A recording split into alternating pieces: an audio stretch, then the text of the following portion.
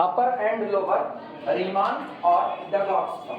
ठीक है, सुनो पहले इत्मीनान से समझो, उसके बाद सब कुछ लिखाते हैं। ठीक है, लिखाएंगे बहुत थोड़ा सा, लेकिन पहले इस बात को समझ लो कि आखिर अपर सम और लोअर सम ये होते क्या है। जैसे मान लो मुझको कोई एरिया कैलकुलेट करना हो, एग्जाम्पल वही उठाएंगे जो दिमाग में एकदम बैठा है। ये रहा, एरिया कैलकुलेट करना है ए से किसके बीच का, बी के बीच का। ये एरिया मुझको कैलकुलेट करना है। इस एरिया को कैलकुलेट करने के लिए मेरे पास दो रास्ते हैं, हम दो तरीके से काम कर सकते हैं। काम ये है, अगर आपके लिए ये शेप अननोन है, इसका कोई फार्मूला आपके पास नहीं है, तो आप इसमें उस शेप को ला करके फिट कर दो जिसका आपके पास एरिया मौजूद है। मेरे लिए सबसे आसान होता है रेक्टेंगल। रेक्टेंगल का होता है एरिया लंबाई गुणे चौड़ाई, वो मेरे लिए काफी आसान है, तो हम इसमें रेक्टेंगल को फिट कर देते हैं। अभी गौर करना, मैंने इसमें रेक्टेंगल खींचा, तो रेक्टेंगल खींचने के दो तरीके हैं। एक, या तो आप रेक्टेंगल को अंदर से फिट करो, दूसरा या तो आप रेक्टेंगल को बाहर से फिट करो। जैसे मैंने एक रेक्टेंगल इसमें फिट किया,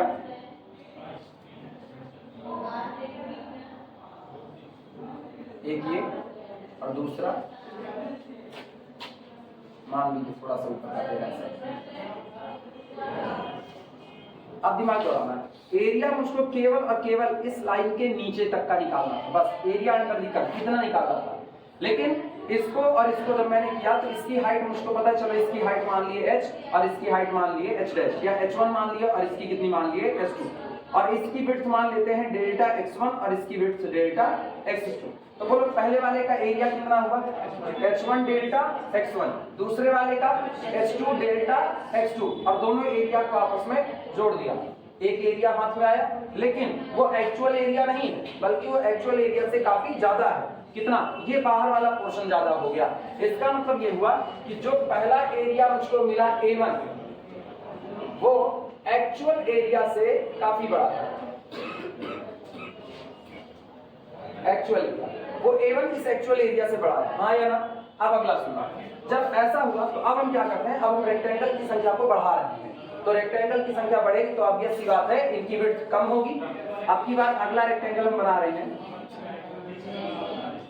ये बनाया, अगला रेक्टेंगल ये बनाया, फिर अगला थोड़ा और हाइट का लेकर के ये बना रहे हैं। इस तरीके से हम रेक्टेंगल बना रहे हैं।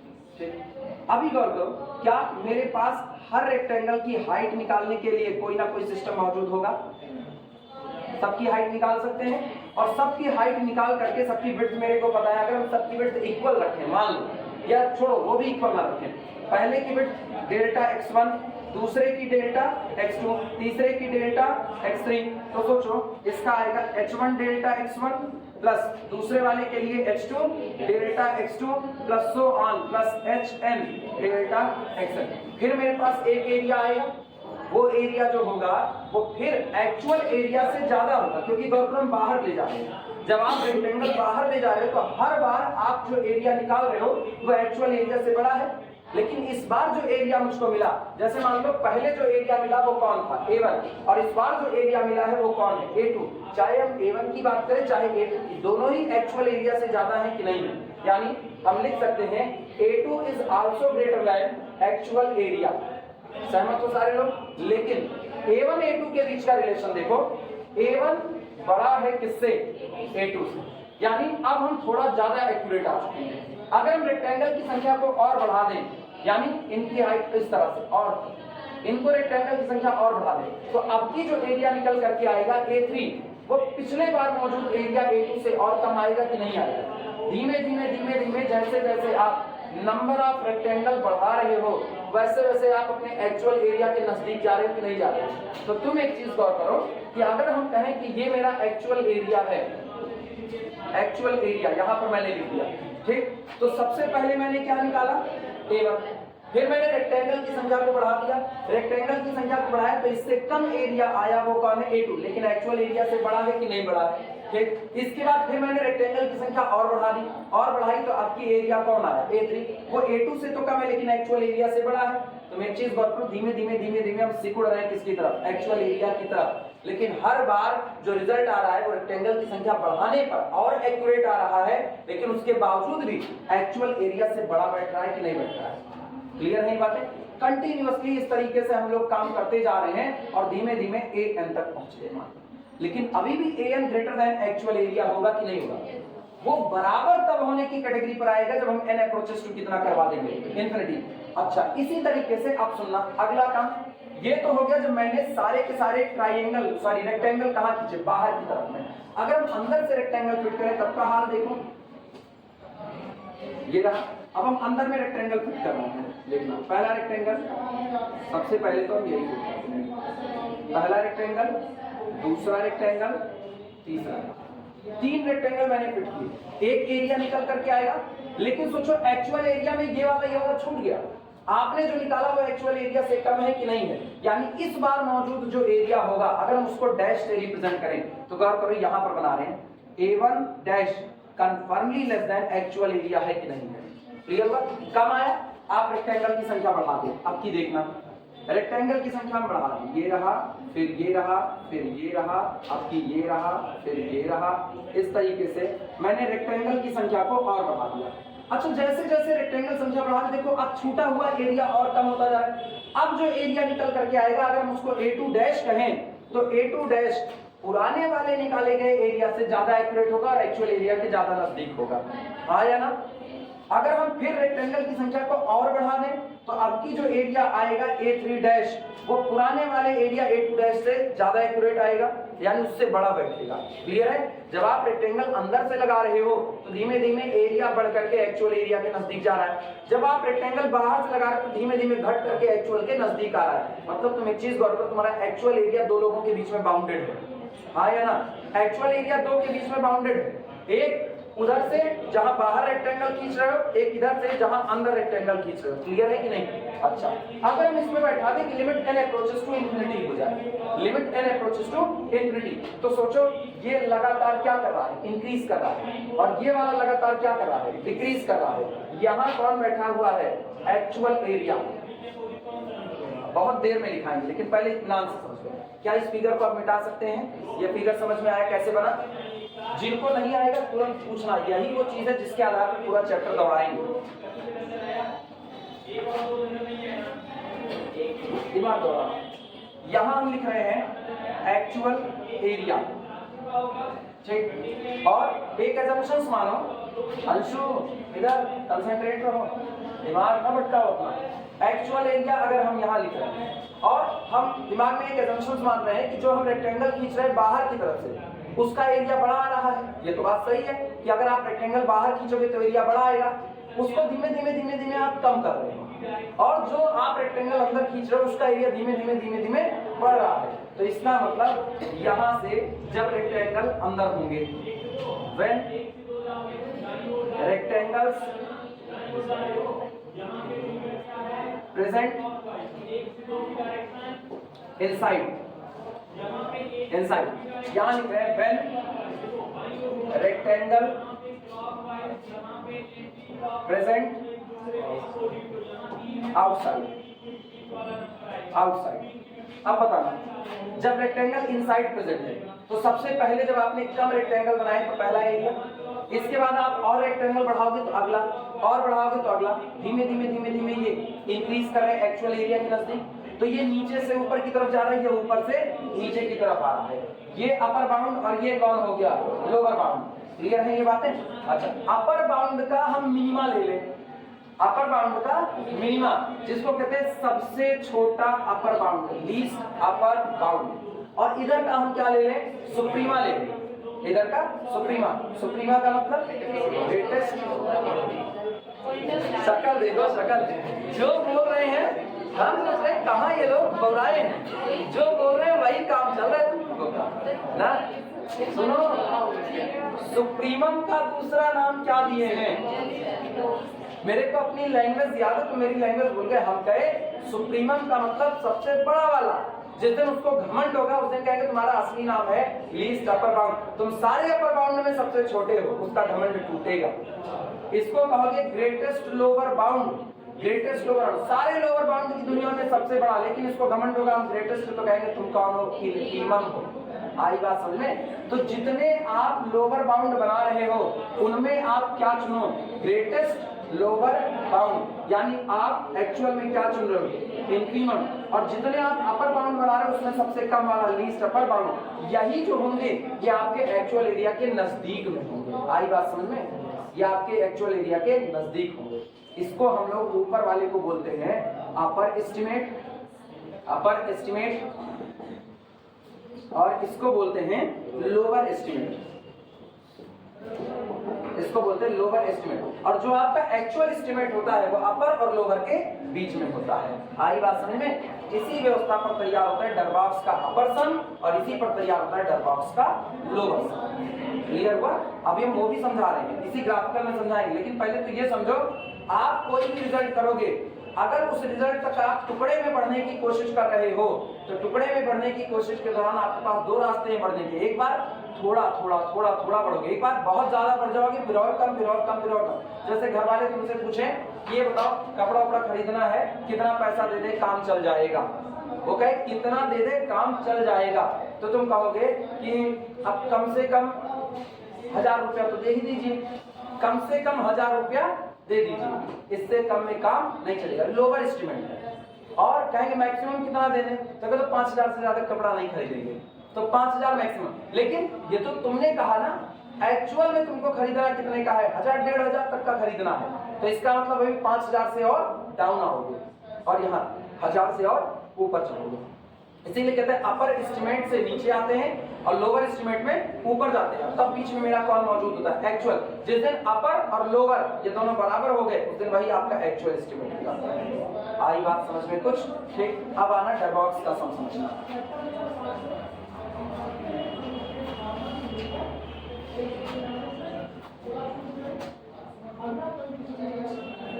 सबसे पहले तुमको हम समझा रहे हैं डरबॉक्स का लोअर सम। जब तक ये नहीं समझ आए तब तक लिखाने का कोई मतलब नहीं होता। लिखाने तो किताब में लिखा हम लिख देंगे summation capital MI delta XI, वो तो हम लिख ही देंगे। ये मान लो ग्राफ है, हम इसके बीच में रेक्टेंगल लगा रहे हैं, ठीक है, ये मेरा पहला रेक्टेंगल हुआ, इसके बाद ये मेरा दूसरा रेक्टेंगल, फिर तीसरा रेक्टेंगल, इस तरह से चौथा रेक्टेंगल, और ये पांचवा, ये हो गया छठवां, अगला सातवां, इस तरह बस मान A से लेकर के B तक। मान लो मेरे पास एक फंक्शन है, फंक्शन ऑफ x, y, जो इसकी हाइट को बता रहा है। समझने के लिए तो कहीं ना कहीं बाउंड्री बांधनी पड़ेगी। मान लिया फंक्शन ऑफ x y है जो इसकी हाइट को बता रहा है और हमने इनका बंटवारा किया। बंटवारा करने पर इसकी जो लेंथ आई, ये क्लोज इंटरवल AB का पार्टीशन है। ये कौन सा पॉइंट है, x0, ये कौन सा है, x1, ये वाला पॉइंट x2, ये कौन हुआ, x3, ये अगला कौन, x4, ये x5, ये x6, सॉरी, और ये x7। टोटल 7 हमने बांट दिए, इसमें 8 पॉइंट है, x0 से लेकर के x7 तक। अब सुना, फंक्शन एफ ऑफ xy इस रेक्टेंगल की हाइट बताएगा। तो यहाँ पर कोई पॉइंट मौजूद है, कोई पॉइंट जिस पर उसने हाइट बता दी। हाइट का मतलब अभी हाइट कौन सी देगा, मैक्सिमम हाइट देगा या मिनिमम हाइट देगा, मिनिमम, अभी मिनिमम देगा। आप रेक्टेंगल अंदर खींच रहे हो, अंदर वाली जो हाइट होती है ना वो मिनिमम हाइट है, और बाहर जो खींच रहे हो तो वो कौन सी, मैक्सिमम हाइट कहा जाएगा। तो अंदर वाली मिनिमम है, तो हम कहते हैं मान लिया अब हाइट को शिफ्ट कर दो फंक्शन की वैल्यू पर, कमतर वैल्यू, तो इसको हम कह देते हैं, मान लो इसने किसी पॉइंट पर वैल्यू दे दी m1, जैसे हम पहले में गए तो पहले में उसने वैल्यू दे दी m1, और विड्थ कितनी है, विड्थ कितनी है, डेल्टा x1, विड्थ कितनी हो गई, डेल्टा x1। तो बोलो एरिया अगर हम तुमसे मांगे तो क्या दोगे, m1 इंटू डेल्टा x1, हाँ या ना। अगले वाले रेक्टेंगल में आओ, अगले वाले रेक्टेंगल की हाइट और इसकी हाइट में अंतर है कि नहीं है। फंक्शन आपको हाइट दे रहा है, अब हाइट का मतलब हम फंक्शन की वैल्यू को समझ लेते हैं। तो उसने एक वैल्यू आपको दे दी कितनी, m2, और उसकी विड्थ कितनी है, तो डेल्टा x2 हो गया। इसी तरह के उसने क्या दिया, m3, अगला कौन हुआ, डेल्टा x3, सो ऑन चलते चलते m8, सॉरी m7 है, कितना m7, और ये कितना हो गया, डेल्टा x7। इनको आपस में जोड़ दो तो mi delta xi summation i vary from 1 से लेकर के 7, इसको बोलते हैं डरबॉक्स का लोअर सम। ये आपका लोअर एस्टिमेट है जो आपको बता रहा है कि अगर आप रेक्टेंगल अंदर अंदर खींचोगे तो आपका एरिया अप्रॉक्सीमेट कितना होगा। ये आपका डरबॉक्स का लोअर सम है। क्लियर हुआ कि नहीं? अब सुनो, अगर आप यही रेक्टेंगल बाहर खींचने लगोगे, ये अब हम रेक्टेंगल बाहर की तरफ से ला रहे हैं, ठीक, रेक्टेंगल बाहर की तरफ से आ रहे हैं, मान लो कैसे भी खींच दिया, ये रेक्टेंगल बाहर की तरफ से आ रहे हैं। तो जब रेक्टेंगल बाहर की तरफ से आएंगे तो जो एस्टिमेट मिलेगा वो पुराने वाले एस्टिमेट मतलब एक्चुअल एस्टिमेट से ज्यादा होगा। इस बार जो आपको हाइट का फंक्शन है वो आपको हाइट देगा कितनी, m1, और लेंथ कितनी है, डेल्टा x। अगली हाइट इसकी कितनी मिल गई, m2, कितना हुआ, delta x2, so on plus m7 delta 7। तो आपको मिला समेशन m7 डेल्टा x7। चूंकि इसने क्या किया, इसने एस्टिमेट तो दिया लेकिन इसने ज्यादा एस्टिमेट दिया, एक्चुअल एस्टिमेट से ज्यादा, तो इसलिए इसको कौन सा सम बोलते हैं, इसको अपर सम बोलते हैं। क्लियर हुआ कि नहीं, इसको डरबॉक्स का अपर सम बोलते हैं। कोई दिक्कत किसी को ना। तो जब आपसे लोअर सम कहा जाएगा तो दिमाग में क्या विजुअलाइज होना चाहिए कि आप एक्चुअल एस्टिमेट से कम वाले की बात कर रहे हो, और जब आपसे अपर सम की बात की जाएगी तो एक्चुअल एस्टिमेट से ज्यादा की। जिस दिन लोअर सम अपर सम बराबर हो गया उस दिन आपका फंक्शन रीमान इंटीग्रेबल हो जाएगा।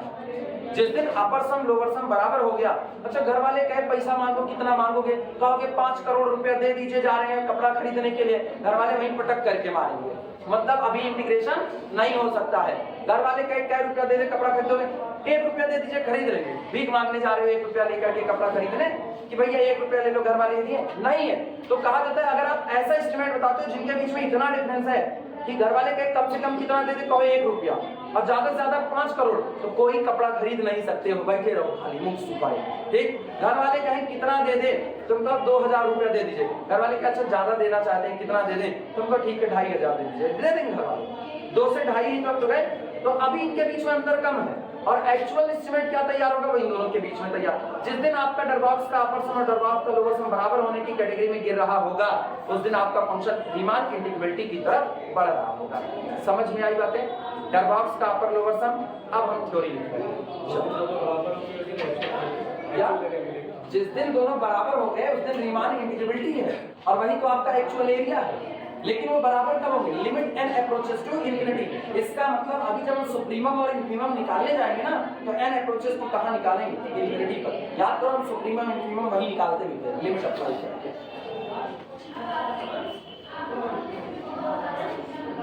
अब ये फर्स्ट ईयर के कोर्स में रखे हुए हैं, गजब पागल है ये लोग, सिलेबस बनाने वाले ना।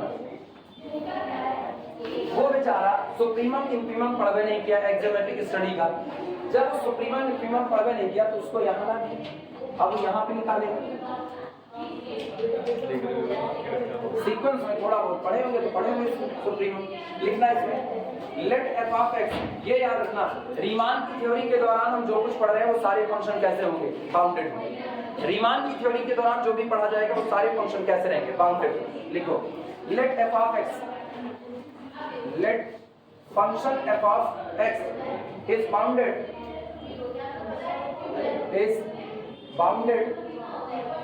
in closed interval a b। माना function f of x bounded है क्लोज्ड इंटरवल किसमें, a b में। ठीक, सो अच्छा ये बताओ अगर कोई क्लोज्ड इंटरवल a b में बाउंडेड हो गया तो उसके जितने सेगमेंट है सब पर बाउंडेड होगा, जितने टुकड़े।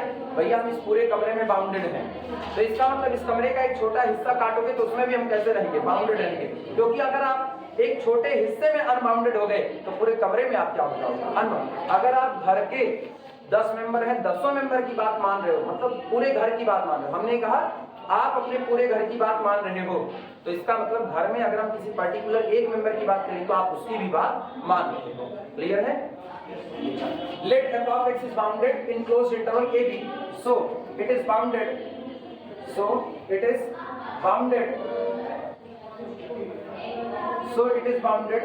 on each sub interval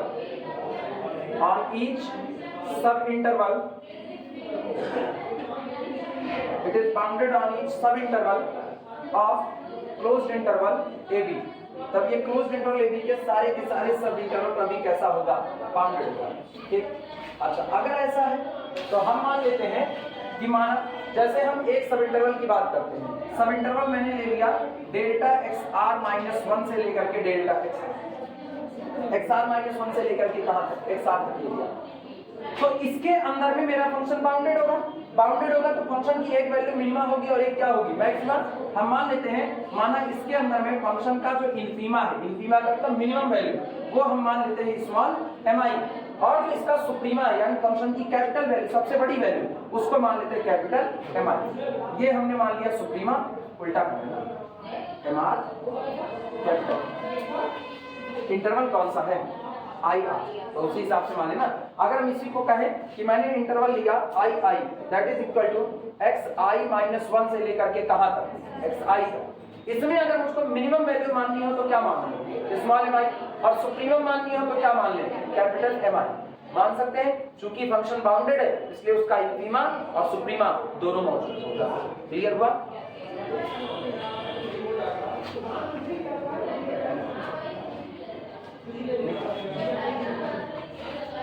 late small M I capital M I, let small M I ठीक comma capital M I are infimum and supremum, infimum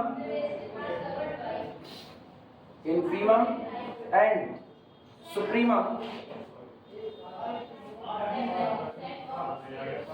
infimum and supremum of function f of x in IR, infimum and supremum in IR, that is अर्थात इन interval x r minus 1 से लेकर के x r। फिर कुछ गलत किए क्या? आई आई कर देना। हाँ, या तो M R capital M R कर दें ना, इसको आई आई कर, कहीं बदलने पड़ेगी क्या? एम आर और ये कर दें small M R capital M R, बस। अब इसे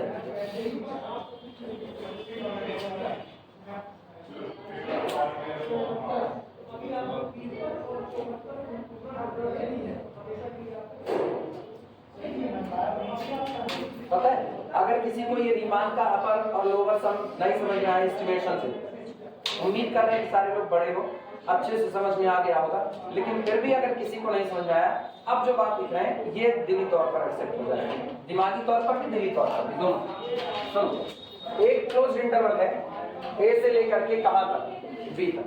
हमने इस क्लोज इंटरवल के छोटे छोटे टुकड़े कर दिए। फंक्शन इस पूरे क्लोज इंटरवल में डिफाइंड था, ठीक। हमने इसके टुकड़े कर दिए।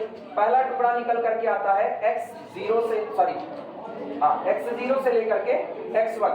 अगला टुकड़ा निकल करके आता है x1 से लेकर के x2। अगला टुकड़ा है x2 से लेकर के x3। इस तरीके से चलते हुए एक जनरल टुकड़ा है xr-1 से लेकर के xr, और चलते चलते लास्ट का टुकड़ा है xn-1 से लेकर के कहां तक? xn तक। चूंकि मेरा फंक्शन पूरे क्लोज इंटरवल AB में बाउंडेड है, इसलिए वो यहां लिखे गए हर एक सेगमेंट पर कैसा होगा? बाउंडेड। यानी मेरा फंक्शन f of x जो होगा वो इनमें से हर एक पर कैसा बना रहेगा?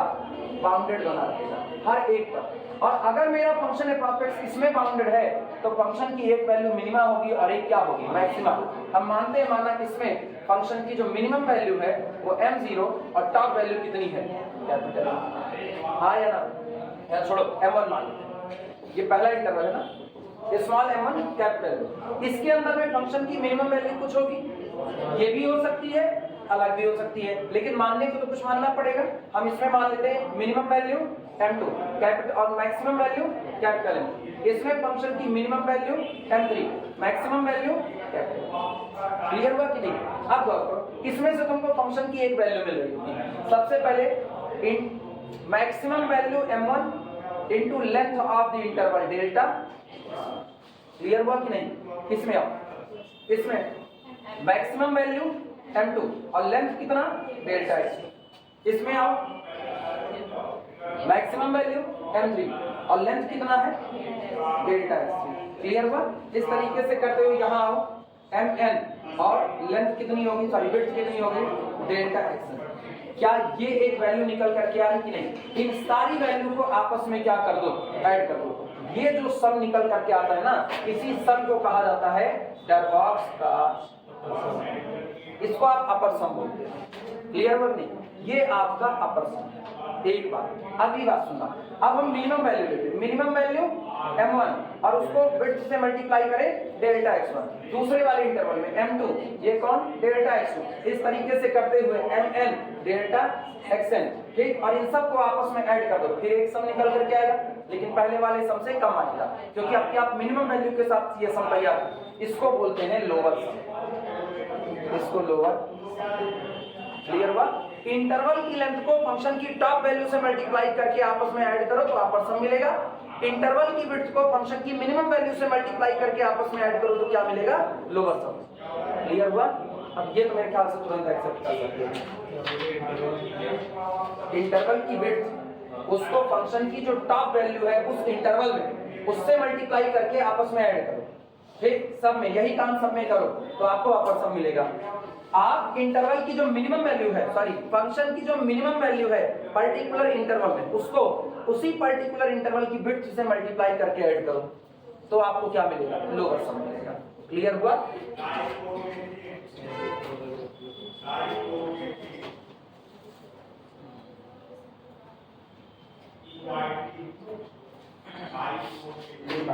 बी टेक अपर सम यूपीएफ, इसको यूपीएफ से लिखते हैं, रिप्रेजेंट करने का तरीका। बीटेक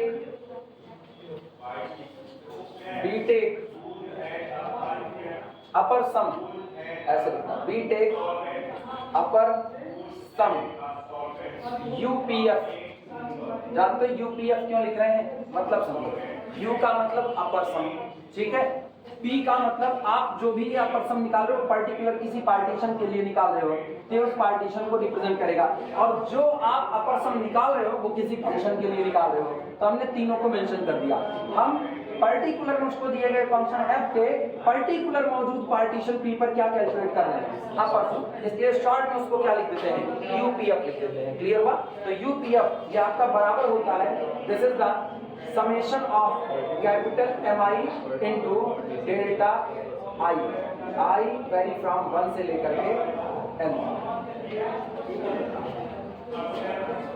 चाहे ऐसे लिखो और चाहे कई किताबें ऐसे भी लिखती है, this is equal to summation capital MI, जो हम लोग ये डेल्टा I लिख देते हैं ना, उसको लोग ये लिखते हैं डेल्टा xi, और I वैरी फ्रॉम 1 से लेकर के n तक। तो चाहे ये एक्सेप्ट कर लो, चाहे ये कुछ भी चलेगा। ये भी क्या है? I जो आपका I सब इंटरवल है उसकी लेंथ है, ये भी कौन है? I सब इंटरवल की लेंथ है, यानी xi माइनस 1, ये अपर सम है। इसी तरह से लोअर सम लिखना, लोअर सम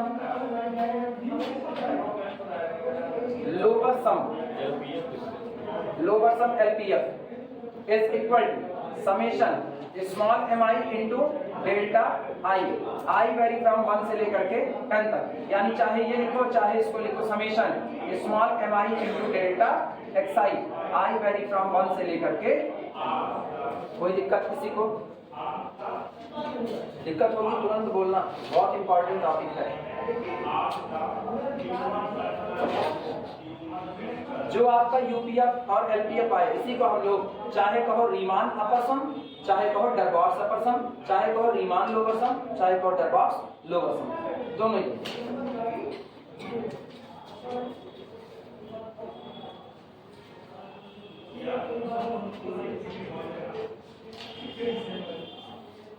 लिखना डबल स्टार करके, UPF and LPF are card, इन्हीं को कहा जाता है आर कार्ड का। आप सुनो, या नाम लिख रहे हैं, इसको चाहे तो ब्लैक पेन से लिख लेना या चाहे डबल अंडरलाइन कर लेना। आर कार्ड का अपर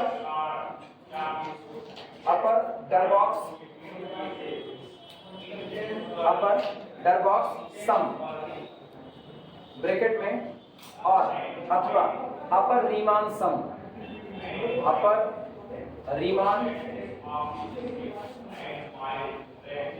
रीमान सम, ये रहा पहला, ये यूपीएफ को कहा जाता है। अभी हम आगे रिस्पेक्टिवली लगा देंगे, ठीक। एंड द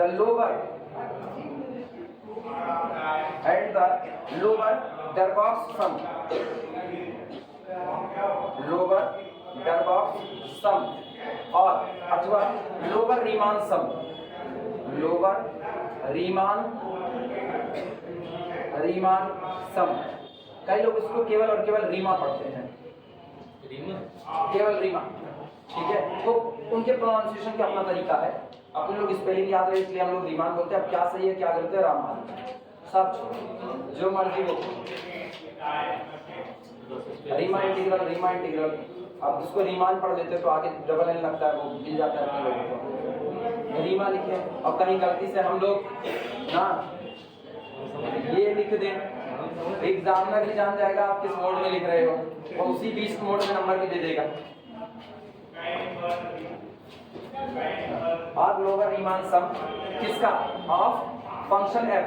ये हमारे दिए गए फंक्शन एफ का अपर और लोअर रीमान सम कहलाता है करस्पॉन्डिंग टू आगे of respectively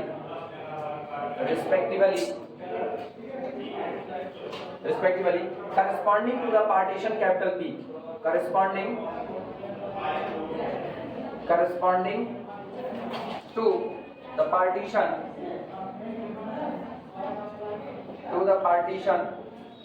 capital P, partition P के करस्पॉन्डेंस में ये डरबॉक्स का अपर या डरबॉक्स का लोअर सम कहलाता है।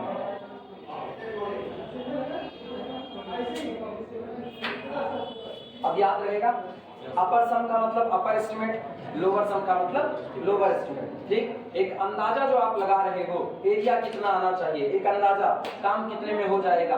जब ठेकेदारी की बिड पड़ रही होती है तो यही होता है, अपर और लोअर सम ही तैयार हो रहे थे। सरकार ने ठेका लगाया, सरकार ठेका लगा रही है कि सड़क का काम आपको इतने में कंप्लीट करना है, ठीक। आप बिडिंग कर रहे हो, आप उठा करके उस पे ना टेंडर डालना जिसको कहते हैं, आप टेंडर डाल रहे हो। एक बंदे ने टेंडर डाला कि हम ये काम कंप्लीट करा देंगे। मान लो सड़क को सरकार ने औसत लगाया है कि औसत आपको 3 करोड़ में सड़क कंप्लीट करा देंगे, औसत है उसका। तो वो कहेगी ना अब आप लोग बिडिंग कीजिए, अब आप लोग टेंडर डालिए। टेंडर पड़ा, एक बंदे ने कहा, उसने सारी भौगोलिक स्थिति को देखा, भौगोलिक स्थिति को देख के उसने एक रिपोर्ट तैयार की। उसने कहा 3 करोड़ का आप काम दे रहे, 3 करोड़ में नहीं हो पाएगा, लेकिन हम इसको 5 करोड़ में कंप्लीट करा देंगे। तो उसने 5 करोड़ का टेंडर डाल दिया। इसके बाद फिर किसी और आदमी ने उसको देखा, वो भी इसी भौगोलिक स्थिति को देखता है, वो कहता है हम इसको 4.5 करोड़ का डाल देंगे। तो ये लोग क्या तैयार कर रहे हैं? अपर एस्टिमेट तैयार कर रहे हैं कि कितना हो सकता है। वैसे सरकार खुद ही अपर एस्टिमेट करके ही कोई बात करती है ना, वैसे सरकार और अपर एस्टिमेट हो ही नहीं सकता। वो कितना कम से कम में काम हो जाए उस पर काम चला देते हैं, लेकिन फिर भी उन्होंने टेंडर डाला। अब ये बताओ, एक तरफ 5 करोड़ का, एक तरफ 4.5 करोड़ का, और एक्चुअल एस्टिमेट कितने का बना है? 3 करोड़ का। ठेका मिलने की पॉसिबिलिटी किसको ज्यादा है? 4.5 वाले को। उससे कम अगर कोई बिडिंग कर दिया तो इसका मतलब उससे कम वाले को मिल जाएगा। लेकिन अगर कोई उससे कम नहीं किया हुआ है तो 4.5 वाला हुआ, अभी ऊपर से हुआ, ये अपर एस्टिमेट दिया हुआ। अब नीचे वाले कुछ और महानुभाव हुए और हमारो खिलाफ नहीं बिगड़े खिलाफ वाले में वो आ गए, वो कहते हैं हम 2 करोड़ में कंप्लीट करा देंगे, आप जनाब परेशान ना होइए, 3 करोड़ तो बहुत दूर की बात है। वो आ गया 2 करोड़। फिर सामने वाला एक बंदा और खड़ा, वो कहता है हम 2.5 करोड़ में करा देंगे, वो थोड़ा ऊपर हुआ। फिर कोई एक और आता है, वो कहता है जनाब ऐसा वैसा नहीं, लेकिन आप 3 करोड़ में 10 लाख रुपया तो हम बचा ही लेंगे। अब सोचो लोअर एस्टिमेट कितने का हुआ? लोअर एस्टिमेट 290, 3 करोड़ का है, आप तुरंत 10 के लगभग बचा देंगे तो 290 का लोअर हुआ, और अपर का कितना हुआ? 4.5 का हुआ, और एक्चुअल एस्टिमेट इन दोनों के बीच में बैठ रहा है। क्लियर हुआ कि नहीं? बस यही सारी कहानी यहाँ पर चल रही है। अपर एस्टिमेट, लोअर, एक एरिया बीच में पड़ा हुआ है, उस एरिया को निकालने के लिए मेरे पास कोई स्टैंडर्ड फार्मूला नहीं है, तो हम बाहर ट्राइंगल ड्रॉ कर रहे हैं। जब बड़े ट्राइंगल ड्रॉ करेंगे तो ज्यादा आप मार्जिन ले रहे हो, ज्यादा मार्जिन, यानी आप अपने एक्चुअल एरिया से ज्यादा डिफ्लेक्शन रख रहे हो। लेकिन जैसे आप रेक्टेंगल को छोटा करते जा रहे हो, आप अपने एक्चुअल एरिया के नजदीक आ रहे हो, लेकिन कहां से आ रहे हो? अपर एस्टिमेशन से नजदीक आ रहे हो, और आप अंदर से लगाते जा रहे हो तो लोअर एस्टिमेशन से। और जिस दिन ये दोनों बराबर हो गए उस दिन आपका फंक्शन क्या हो जाएगा? इंटीग्रेबल। क्लियर हुआ? इसीलिए ऊपर वाले का अपर एस्टिमेट का क्या लेंगे? अपर एस्टिमेट का क्या लेंगे? मिनिमा। अपर एस्टिमेट का मिनिमा और लोअर एस्टिमेट का मैक्सिमा। अब तुम सोचना, अपर सम का मतलब है यूपीएफ। अपर सम का मतलब कौन? यूपीएफ। तो हम यूपीएफ की दुनिया से क्या लेंगे? मिनिमा। और एलपीएफ की दुनिया से क्या लेंगे? मैक्सिमा। यूपीएफ की दुनिया का मिनिमा यूपीएफ की दुनिया का मिनिमा, यानी यूपीएफ किसको कहते हैं? अपर बाउंड को। अगला अपर बाउंड, फिर उससे छोटा, फिर उससे छोटा, फिर उससे छोटा, फिर उससे छोटा, यानी हम वहां चुनेंगे लीस्ट अपर बाउंड।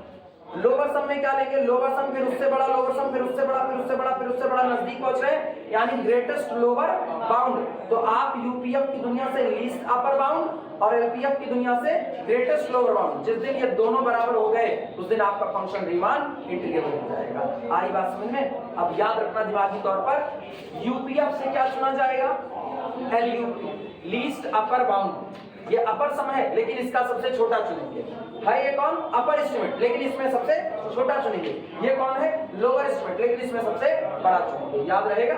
मेरे ख्याल से इससे ज्यादा आसान और याद नहीं हो सकता है ना। अपर एस्टिमेट में सबसे कम, लोअर एस्टिमेट में सबसे ज्यादा, बस इतना है। अगर ये समझ गए चैप्टर खत्म, ये समझ के चैप्टर खत्म। रियलिटी में ये जिसको समझ आ गया ना उसके बाद तो ये चैप्टर हलवे की तरह निकलेगा। लेकिन यही नहीं समझ में, हर बार सोचोगे का यूपीएफ, का एलपीएफ, का सुप्रीमा, का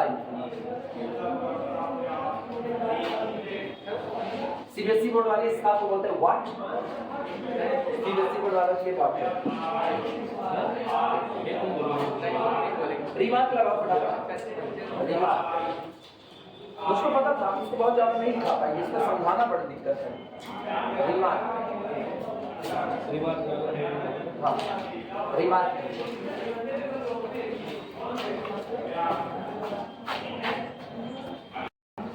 रिमार्क में लिखना एलपीएफ एंड यूपीएफ। अच्छा अब सुनो, ये बताओ, अभी मैंने अपर सम निकाला। अब अपर सम का मतलब अपर एस्टिमेट कहा जाए तो ज्यादा अच्छा होगा। अगर हम इस पूरे एरिया में केवल और केवल दो ट्राइंगल लगाए, बस केवल दो, मतलब मैंने x0 लिया, x1 लिया और x2 लिया, केवल पार्टीशन में 3 पॉइंट लिया, तो एक अपर एस्टिमेट तैयार हुआ कि नहीं? लेकिन जैसे हम इसमें पार्टीशन में संख्या बढ़ा देंगे, अगला एस्टिमेट तैयार होगा कि नहीं? मतलब मेरा हर अपर सम किस पर डिपेंड कर रहा है? पार्टीशन पर डिपेंड कर रहा है। क्लियर है? तो for the different partition we get different upper sum. और सेम कंडीशन किसके लिए होगी? लोअर सम के लिए होगी। लिखना इसी बात को, LPF and UPF, LPF and UPF, चाहे आप डरबॉक्स के अपर की बात करें चाहे लोअर सम की बात करें, ठीक, डिपेंड अपॉन दूसरी चीज सुना, एक तो पार्टीशन पर डिपेंड कर, दूसरा फंक्शन पर भी तो डिपेंड करेगा। भाई फंक्शन ही तो हमको small M I capital M I देगा, तो इसका मतलब है small M I capital M I को देखते हुए वो किस पर डिपेंड किया? फंक्शन पर। और डेल्टा एक्स आई को देखते हुए किस पर डिपेंड किया? पार्टीशन पर। तो इसका मतलब यूपीएफ, एलपीएफ, एफ और पी दोनों पर डिपेंड करेगा। लिखना है LPF and UPF depend upon the function f, depend upon the function f and partition capital P and the partition capital P and do exist और exist करते हैं and do exist, ठीक, for every bounded function, for every bounded के नीचे underline function, और ये हर bounded function के लिए क्या करते हैं? एग्जिस्ट करते हैं। क्लियर हुआ? ठीक, अब जो नोट लिखाएंगे वो नोट प्रूफ है, एक्चुअली ना हम उसको नोट में कर रहे हैं लेकिन वो थ्योरम है, एग्जाम में पूछी जाती है, उसको कल कराते हैं। ठीक है, कल इसी पर पता है, कल यही लेकर आना। कल कौन सा दिन? वैसे भी आ रहा है ना, कल यही लेकर के आना। ये रिदम में आया ना, पहले इसको ले लें, संडे को कॉम्प्लेक्स निपटा लेंगे, तो संडे को बैलेंस हो जाएगा। हाँ, कल काफी भी चेक करेंगे। कौन सा जो गायब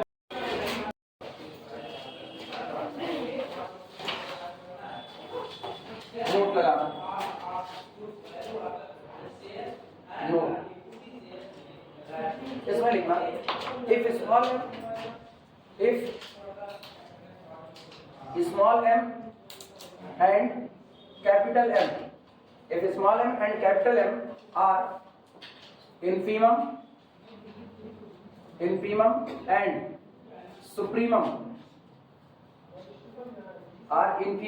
supremum of function f of x in closed interval A B, then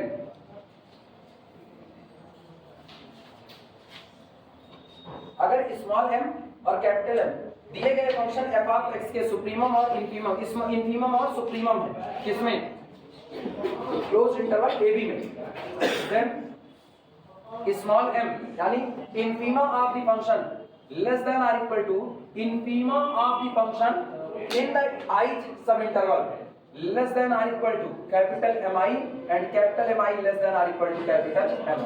समझना इस बात को, ये मेरे पास इंटरवल है क्लोज्ड इंटरवल ए से लेकर के बी तक, ठीक, और ये मान लो इस इंटरवल में मेरा फंक्शन डिफाइंड हुआ है,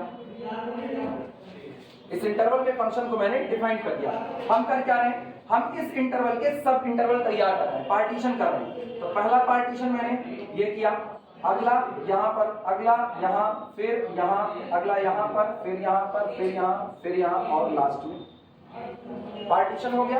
अब सुनो, सबसे पहले टोटल की बात करते हैं, ये वाई एक्सिस है, मान लो ये वाई एक्सिस, ठीक। फंक्शन का मिनिमा क्या है, फंक्शन का इंफीमम कहाँ पर मिलेगा, ये रहा एट पॉइंट ए पर मैंने लिया एफ ऑफ ए। इसको हम मान सकते हैं पूरे क्लोज इंटरवल ए बी में जो फंक्शन की सबसे छोटी वैल्यू है स्मॉल m, क्या वो यही है कि नहीं, this is the infimum of function f, लेकिन कहां पर, on the closed interval A B. अब गौर करो सब इंटरवल की बात करो, इस सब इंटरवल में अगर हम इसकी बात करें तो ये मेरा पहला सब इंटरवल है I1 में जो आपको इंफीमम m1 मिलेगा क्या वो इसके बराबर है कि नहीं है, I1 में जो आपको इंफीमम मिलेगा वो f ऑफ a के बराबर है कि नहीं है, क्योंकि सोचो हम केवल इतनी दूर का सोच रहे हैं, इतनी दूर में मेरा फंक्शन मिनिमम वैल्यू यहाँ पर रखा और टॉप वैल्यू यहाँ पर रख रहा है, यहाँ सामने आ रही है, तो इंफीमम तो आपका f ऑफ a के बराबर हुआ। यानी इन द फर्स्ट सब इंटरवल, ध्यान से समझना, इन द फर्स्ट सब interval infimum of the f of x is equal to infimum of f of x on the whole subinterval, on the whole interval a b। Clear हुआ। अगला इस पर आओ, इस पर, इनमें बताना, इनमें आपके फंक्शन के लिए इंफीमा कौन है, ये वाला पॉइंट, ये इंफीमा है, क्या ये पुराने वाले इंफीमा से बड़ा है कि नहीं है, और सुप्रीमम कहां पर मौजूद है, यहां पर मौजूद है। फिलहाल मुझको सुप्रीमम की चर्चा नहीं की, इंफीमम की करनी है। तो ये बताओ, इस बार जब आपने इंटरवल I2 लिया तो I2 में मौजूद जो इंफीमम है M2 वो आपके पूरे क्लोज्ड इंटरवल AB में मौजूद इंफीमा स्मॉल m से बड़ा हो गया कि नहीं हो गया। यानी अगर हम बात करें तो M1 इज इक्वल टू कितना हो गया, पुराने वाले फंक्शन के इंफीमा के, और सब इंटरवल I2 में मौजूद इंफीमा क्लोज्ड इंटरवल AB में मौजूद इंफीमम से बड़ा हो गया। क्लियर है। अगले में आते हैं, यहाँ I3 में बोलो, क्या I3 में इंफीमम यहाँ पर मिलेगा, सबसे छोटी वैल्यू, वो अभी भी इससे ऊपर है कि नहीं है, इसका मतलब small m is less then कितना हो गया, M3 हो गया। फिर धीमे धीमे आओगे तो यहाँ पर देखो, अब यहाँ पर सुप्रीमम और यहाँ पर कितना इंफीमम, लेकिन अभी भी ये इंफीमम स्मॉल m से ऊपर मौजूद है कि नहीं। आप चाहे जिस सब इंटरवल में चले जाओ, हर एक सब इंटरवल में एक इक्वलिटी जरूर होल्ड होगी कि क्लोज्ड इंटरवल AB में मौजूद इंफीमम उस सब इंटरवल में मौजूद इंफीमम से या तो छोटा होगा और या तो बड़ा होगा। हाँ या ना, क्लियर हुआ, ठीक। या वैसे भी आम जिंदगी में इसको समझो, मान लो यही वो दायरा है जिसमें फंक्शन रन कर रहा है, इसमें फंक्शन की पूरे दायरे में फंक्शन की जो सबसे मिनिमम वैल्यू है वो हम कह दे रहे हैं कितनी है, इस वाली। तो जब हम इसका बंटवारा कर देंगे भैया, इसका बंटवारा करने पर हर हिस्से के अंदर जो वैल्यू आएगी मिनिमम वैल्यू, वो क्या इससे नीचे गिर सकती है। अगर वो इससे नीचे गिर चुकी होगी, सोचना, अगर मान लो इसमें मुझको एक वैल्यू मिली और वो वैल्यू इंफीमम वाली चुन रहे, इंफीमम वैल्यू मैंने चुनी MI और वो इससे भी कम हो गई, तो एक्चुअल में पूरे दायरे में फंक्शन की मिनिमम वैल्यू तो ये बन चुकी है। हाँ है ना, इसका मतलब पूरे के पूरे क्लोज्ड इंटरवल AB में जो फंक्शन की मिनिमम वैल्यू होती है वो बाकी के सब इंटरवल में मौजूद मिनिमम वैल्यू से या तो कम होती है या तो बराबर होती है। यानी अदर सब इंटरवल में मौजूद मिनिमम वैल्यू इस वैल्यू से या तो बड़ी होगी और या तो बराबर होगी। क्लियर है ये बातें। तो इक्वलिटी बनती है इस वाले में लेस देन और इक्वल टू कितना हो गया, और मुझको पता है इंफीमम हमेशा सुप्रीमम से कम होता है, तो उसी सब इंटरवल I सब इंटरवल में इंफीमम वैल्यू कन्फर्मली लेस देन और इक्वल टू सुप्रीमम वैल्यू। लेकिन इसी सब इंटरवल में फंक्शन की जो सुप्रीमम वैल्यू होती है वो फंक्शन की टोटल सबसे बड़ी वैल्यू से या तो कम बैठेगी या तो बराबर, इनइक्वालिटी होल्ड करेगी। किसी को कोई दिक्कत इसमें? अगला काम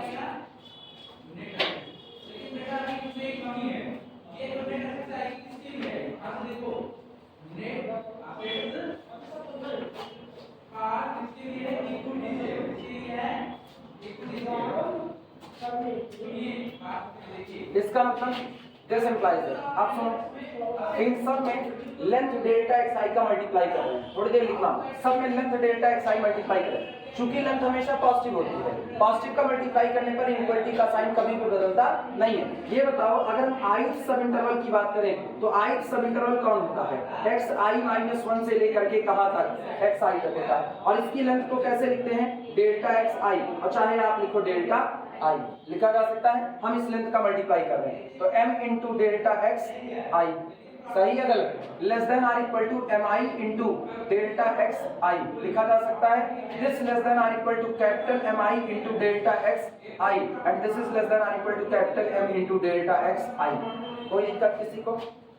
लिख सकते हैं। अब हम पूरे के ऊपर समेशन बैठा दे रहे हैं, तो ये हो जाएगा this implies that summation I vary from 1 से लेकर के n तक small m into delta x I less than or equal to summation I vary from 1 से लेकर के n small M I into delta x I less than or equal to summation capital M I into delta x I vary from 1 से लेकर के n तक less than or equal to capital m summation capital M delta x I और I vary from 1 से लेकर के n तक। कोई कंफ्यूजन किसी को? कुछ अंतर नहीं। यहाँ पर जैसी इक्वालिटी थी वो प्रिजर्व रहेगी, उसमें कोई बदलाव नहीं होगा। लेकिन ये बताओ समेशन किस पर रन कर रहा है? आई पर। m पर तो आई है नहीं, m को समेशन से बाहर खींच सकते हैं, तो this implies that m summation से बाहर आया। ये हुआ summation delta x I vary from 1 से लेकर के n। बोलो डेल्टा एक्स आई किसकी लेंथ है? आई सब इंटरवल की लेंथ है। तो जब हम डेल्टा x1 कहेंगे तो वो पहले सब इंटरवल की लेंथ प्लस डेल्टा x2 का मतलब दूसरे सब इंटरवल की लेंथ प्लस डेल्टा x3 का मतलब तीसरे सब इंटरवल की length plus so on plus delta n का मतलब nवें सब इंटरवल की लेंथ। आपने जितने सब इंटरवल तोड़े थे सबकी लेंथ को जोड़ दिया, ओरिजिनल इंटरवल ए बी की लेंथ मिल गई कि नहीं मिल गई? तो ये आपका हो जाएगा b माइनस ए। बाद में करके दिखाएंगे। अगला सुनो, less than or equal to, इनका हाल इसको हम एज इट इज लिख रहे हैं समेशन आई वेरी फ्रॉम 1 से लेकर के n small M I into delta x I. इसके बाद less than or equal to summation capital M I into delta x I. कुछ बाहर नहीं कर सकते क्योंकि दोनों जगह पर आई मौजूद है। आई वेरी फ्रॉम 1 से लेकर के n, लेकिन यहाँ देखना m को बाहर खींचा, समेशन आई वेरी फ्रॉम 1 से लेकर के n डेल्टा एक्स आई। सहमत हो सारे लोग? अब सुनना, डेल्टा एक्स आई यहाँ निकाल करके दिखा रहे हैं। डेल्टा एक्स आई का मतलब होता है x1 plus x2 plus sorry उल्टा, delta x I is equal to X I minus X I minus 1। तो समेशन डेल्टा एक्स आई क्या होगा? आई वेरी फ्रॉम 1 से लेकर के n is equal to delta x1 plus delta x2 plus delta x3 plus up to so on plus delta xn। लिखा जा सकता है। हम डेल्टा x1 कर रहे हैं, ऊपर वाले में i बराबर मान रखो, तुमको मिलेगा कितना? x1 माइनस x0 प्लस यहाँ पर x2 minus x1 plus x3 minus x2 plus so on plus xn minus 1। ये बताओ x1 से x1 कटा, x2 से x2 कटा, x3 से x3, तो xn माइनस 1 से xn माइनस 1 कट गया। कौन कौन बचा? बचा मेरे पास xn बचा पॉजिटिव के साथ और माइनस x। xn का मतलब इंटरवल का एंड पॉइंट और x0 का मतलब इंटरवल का स्टार्टिंग पॉइंट, यानी this is equal to b minus a। तो समेशन डेल्टा xi कितना हुआ? b minus a। क्या वैल्यू रख सकते हैं? अगर वैल्यू रखें तो देखो क्या बनेगा। निगाह जमाए रखना, लिखने का मौका देंगे, कम लिखो लेकिन समझ करके। Small m into B minus A लिख सकते हैं। जरा इसको पहचानो, ये कौन है? इसको पूरे को पहचानो, कौन है? ये डरबॉक्स का लोअर सम LPF, तो this is less than or equal to LPF। ये कौन है? डरबॉक्स का upper sum, this is less than or equal to UPF और this is less than or equal to capital M into B minus ए।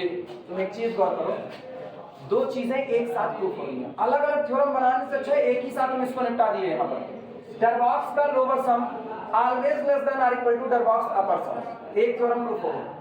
हम अलग से लगाए नहीं थ्योरम को, वरना थ्योरम लगानी पड़ती for a function f defined on the closed interval ab to the real number set r where f is bounded, prove that the Darboux lower sum less than or equal to Darboux upper sum। मैंने note में लिखा दिया। पहली बात proof हो गई, Darboux का lower सम Darboux के अपर सम से छोटा होता है या बराबर होता है, एक बात। दूसरी बात सुनना, अगर हम लोअर सम की बात करें तो Darboux का लोअर सम इनके और इनके बीच में बैठा है कि नहीं, अगर कोई चीज इनके बीच में बैठी है तो ये बाउंडेड हो गई कि नहीं। Darboux का अपर सम इनके और इनके बीच में बैठा है कि नहीं, वो भी कौन, बाउंडेड। यानी चाहे Darboux के लोअर सम की बात करें चाहे Darboux के अपर की, दोनों ही सम कैसे होते हैं, बाउंडेड। ये भी प्रूफ हो गया। दो चीजें एक साथ नोट करो, पूरा नोट करो। जिनको डेल्टा xi में कंफ्यूजन होगी वो कॉर्नर पर ये कैलकुलेशन करेंगे रफ के तौर पर।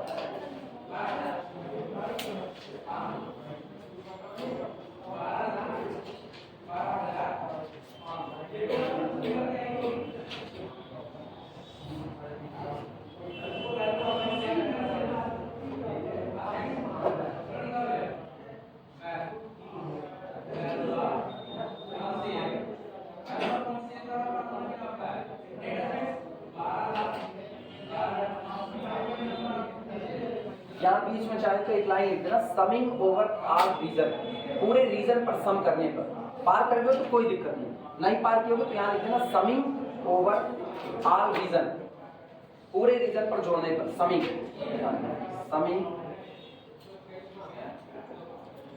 ओवर आल रीजन। वैसे लिखो चाहे ना लिखो, कोई बहुत जरूरत नहीं इसके बाद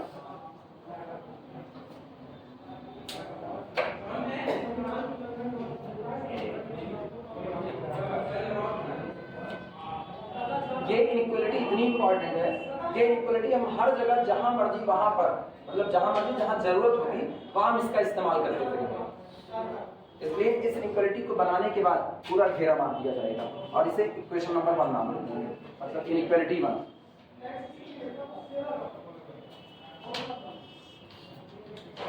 ये 1 ये याद रखना, एग्जाम में अगर आता है तो हम दो थ्योरम एक साथ प्रूफ किए हैं। पहला Darboux lower sum always less than और इक्वल टू Darboux अपर सम। ये ऐसे भी पूछा जा सकता है, prove that Riemann lower sum less than और इक्वल टू रीमान अपर सम, क्योंकि जिसको रीमान लोअर सम कहते हैं उसी को Darboux का लोअर सम कहते हैं, जिसको रीमान का अपर सम कहते हैं उसी को Darboux अपर सम कहते हैं। ठीक, दूसरा मैंने ये प्रूफ कर दिया है, Darboux lower sum and Darboux upper sum both must be bounded. दोनों अगर वो किसी बाउंडेड फंक्शन के लिए बने हुए हैं तो निश्चित तौर पर कैसे होंगे, बाउंडेड होंगे।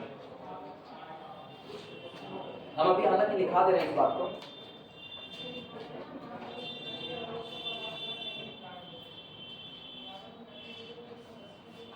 कल का लेक्चर अपलोड कर दिए हैं, वो कंप्लीट कर लेना। ठीक, बाई जब अगर फिर आज कोई लेक्चर बनता है तो वो अपलोड करेंगे, वो भी कंप्लीट करना।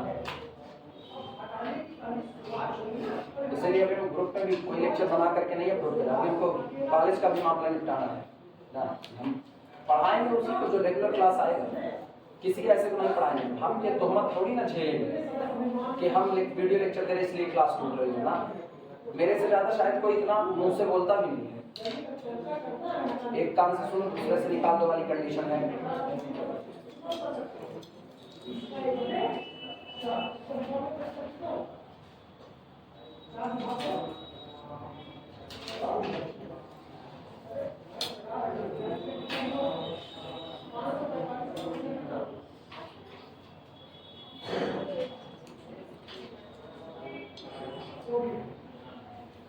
दिया काम ना कंप्लीट करने पर ये मान करके चलो हम तुमसे जितने प्रेम से बतियाते हैं उसको बदलने में हमको बहुत ज़्यादा देर नहीं लगती, तो इसलिए दिया गया काम सब लोग कंप्लीट किए रहो। हम इतना जानते हैं खाली क्या है, हमको कुछ भी कोई भी तकलीफ है, कोई भी दिक्कत है, उसके बाद हम कोई क्लास आज तक नहीं छोड़े हैं। तो कम से कम हम ये उम्मीद नहीं करते हैं कि जिसको हम पढ़ा रहे हैं वो दिया गया लेक्चर ना कंप्लीट करें। 2 दिन से हम खूब अच्छे तरीके से बुखार झेल रहे हैं, फिर भी हम पढ़ा रहे हैं और उसके बावजूद हर जगह पढ़ा रहे हैं, यहाँ से लेकर के कॉलेज तक। तो हम तुमसे ये उम्मीद जरूर करते हैं जब हम लेक्चर तुमको दे रहे हैं तो तुम घर पर बैठ करके कंप्लीट कर सकते हैं।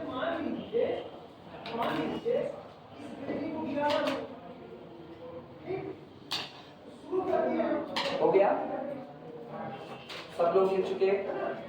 वो कॉर्नर वाला अगर याद रहे तो अच्छी बात है, ना याद रहे तो उसको कहीं पर ऐसे छोटे मोटे में लिख देना। और अब लिखने की शुरुआत करते हैं। ये बेटा है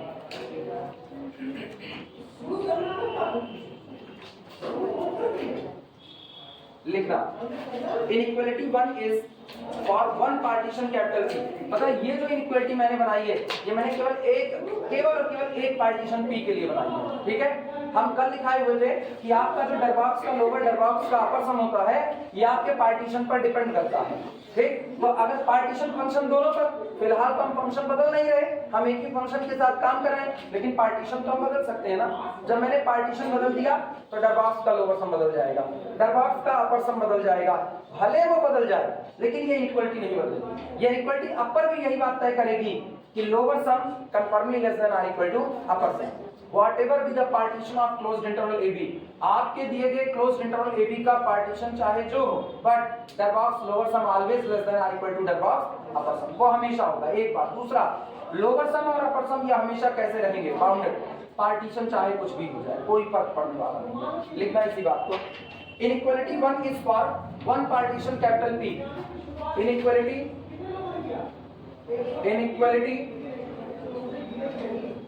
1 is for one partition capital P, one partition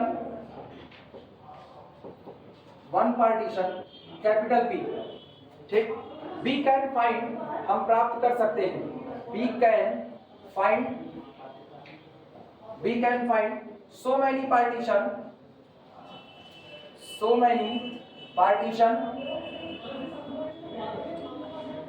we can find so many partition of closed interval AB। We can find so many partition of closed interval AB, full stop, for different partition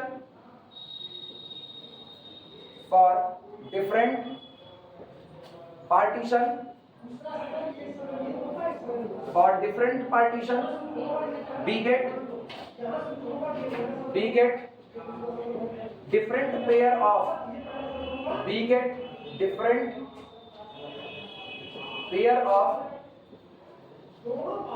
get different pair of lower sum and upper sum। We get different pair of lower sum and upper sum। कहा गया है inequality 1 is for one partition capital P। जो आपकी inequality 1 लिखी गई है वो केवल और केवल एक पार्टीशन P के लिए लिखी गई है। We can find, हम प्राप्त कर सकते हैं so many partition of closed interval AB। हम closed interval AB के बहुत सारे पार्टीशन प्राप्त कर सकते हैं for the different partition, और अलग अलग पार्टीशन के लिए उसको अलग अलग लोअर और अपर सम मिलेंगे।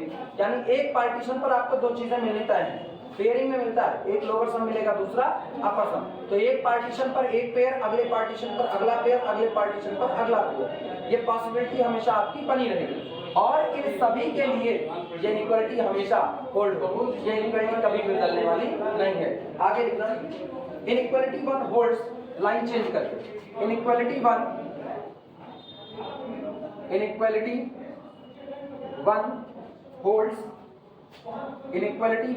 holds for each partition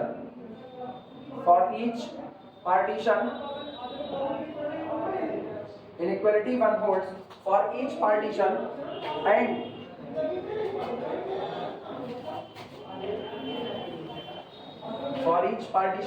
and this inequality दो बातें हैं। ये इनइक्वालिटी एक तो हर पार्टीशन के लिए होल्ड होगी, दूसरी बात ये इनइक्वालिटी दो बातें साबित करती है। पहला, डरबॉक्स का lower sum less than or equal to Darboux upper sum, और दूसरा lower sum and upper sum both must be bounded. लेकिन कब? जब आपका फंक्शन f कैसा है, बाउंडेड रहेगा। अनबाउंडेड के लिए अभी कोई बात हम लोग पढ़ने वाले नहीं है। Inequality 1 holds for each partition and this inequality prove that, और ये इनइक्वालिटी ये बात साबित करती है, prove that LPF and UPF यानी लोअर सम और अपर सम, ठीक, आर बाउंडेड if यदि F is bounded, if F is bounded, inequality bound lower upper sum bounded होगा अगर फंक्शन f आपका कैसा रहा, बाउंडेड रहा। एक लाइन चेंज करके also it prove that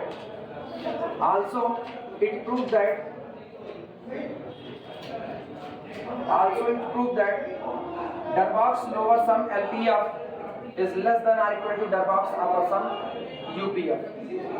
Darboux का लोअर सम हमेशा Darboux के अपर सम से छोटा या बराबर होगा।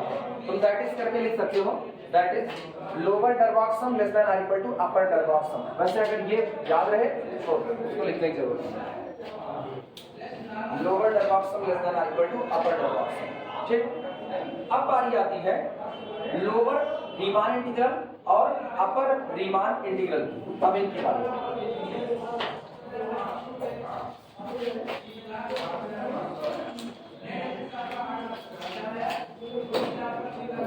सुनो। अभी हम लोगों ने एक बात लिखी, ध्यान से सुना। एक बात हमने लिखी जो यहाँ पर मौजूद है, for the different partition we get different pair of lower sum. Different partition के लिए आपको different pair of lower sum मिलेंगे, हाँ या ना। अब मान लो मेरे पास क्लोज्ड इंटरवल कौन है, AB, क्लोज्ड इंटरवल AB। इस क्लोज्ड इंटरवल AB के लिए मैंने पार्टीशन तैयार किए। पहला पार्टीशन मैंने बनाया P1, फिर बनाया P2, फिर अगला P3, अगला P4, अगला P5, सो ये पार्टीशन बनाए। जब आपने डिफरेंट पार्टीशन बनाए तो इसके लिए हर पार्टीशन के लिए आपको एक पेयर मिलेगा। पहला पेयर P1 के लिए बनाना, तो P1 के लिए मुझको मिलता है L P1F और मिलता है U P1F। सहमत हो इस बात से?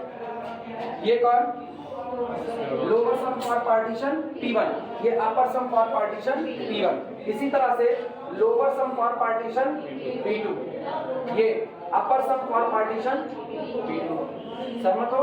इधर lower sum for partition P3, ये अपर सम फॉर पार्टीशन P3। इस तरीके से आपको ढेर सारे लोअर सम मिलेंगे और इस तरह से ढेर सारे अपर सम। यानी हम सारे के सारे लोअर सम को इकट्ठा कर ले तो एक लोअर सम का सेट बन जाएगा कि नहीं, और इधर से हम सारे अपर सम को इकट्ठा कर ले तो ये अपर सम का सेट बन जाएगा कि नहीं। क्लियर है? और ये सारे लोग फैमिली ऑफ पार्टीशन पर डिफाइंड है, हाँ या ना। ये सारे लोग कहाँ डिफाइंड है, फैमिली ऑफ पार्टीशन पर। मतलब हम इसको ऐसे कर सकते हैं, इस सेट को अगर कोई लिखने कर चाहे सांकेतिक भाषा में तो क्या लिखेगा, it is the collection of LPF, it is the collection of LPF such that P belong to the family of partition of closed interval। अब चाहे जो भी पार्टीशन उठाओ उसका लोअर सम इसी सेट में आएगा कि नहीं आएगा। इसी तरीके से अगर इस सेट को कोई लिखना चाहे तो क्या लिखेगा, collection of all upper sum UPF, जहां पर ये कौन है P, ये बिलोंग करता है family of partition of closed interval AB। लिख दिया।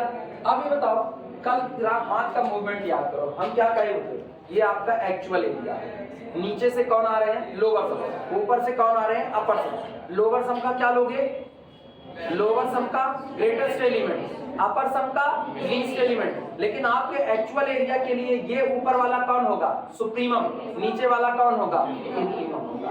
क्लियर है कि नहीं? अब सोचना, लोअर सम का आप क्या इकट्ठा करो, सबसे बड़ा मेंबर, लोअर सम का सबसे बड़ा मेंबर, यानी लोअर सम का सुप्रीमम इकट्ठा कर रहे हो, और अपर सम का सबसे छोटा मेंबर, यानी अपर सम का क्या इकट्ठा कर रहे हो, इन्फीमम इकट्ठा कर रहे हो। क्लियर है कि नहीं? तो हम यहाँ पर निकालेंगे इसका सबसे बड़ा मेंबर सुप्रीमम ऑफ दिस, और इसका सबसे छोटा मेंबर इन्फीमम ऑफ दिस। जो निकल करके आएगा ना उसको बोलते हैं Riemann lower integral, Riemann upper integral. उसी को बोलते हैं। रिप्रेजेंट कैसे करते हैं, रिप्रेजेंट करते हैं integral a lower cut to b function fx dx। नीचे कट लगाने का मतलब है कि आपने डरबॉक्स का रीमान का लोअर इंटीग्रल किया, इसको आप क्या बोलोगे, integral a to b upper cut function fx dx। ये जो निकल करके आता है इसको बोलते हैं रीमान लोअर इंटीग्रल और रीमान अपर इंटीग्रल। आई बात समझ में?